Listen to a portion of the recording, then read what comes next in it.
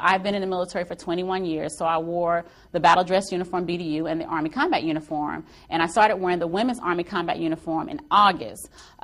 For my regular Army Combat Uniform, I thought it felt pretty good on me. I thought I looked really good in my uniform.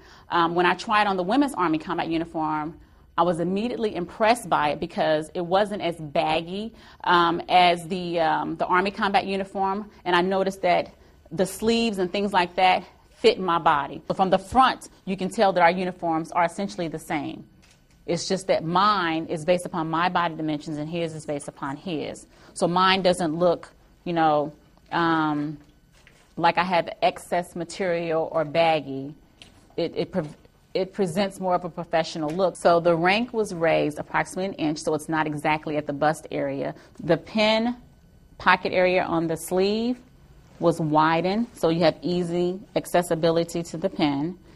And the dimensions of where it's placed is just based upon a female's body dimensions. One of the most noticeable changes are the elbow pads and the knee pads. So this is the opening where a soldier would insert an elbow pad, but if you can see on me, when I bend my elbow is protected if I had a pad there. On the old Army Combat Uniform, or the unisex one, some of the pads would not cover that area, or they'd be further up. And as you can see, as I bend or go down on my knees, the knee pad area is covered. So at the bottom, you just have to pull it apart the same way you do as the elbow pad, and you can stick the pad through there. There's elastic that's here that's not on the unisex Army Combat Uniform. We've eliminated the drawstring that used to be here.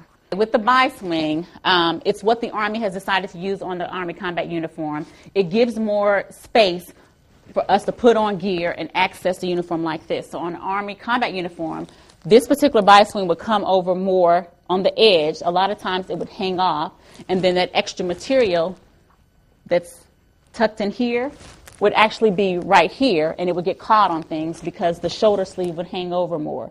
All clothing bag items have to go before the Army Uniform Board. It's at the 3-star level in the Pentagon, and then the board votes.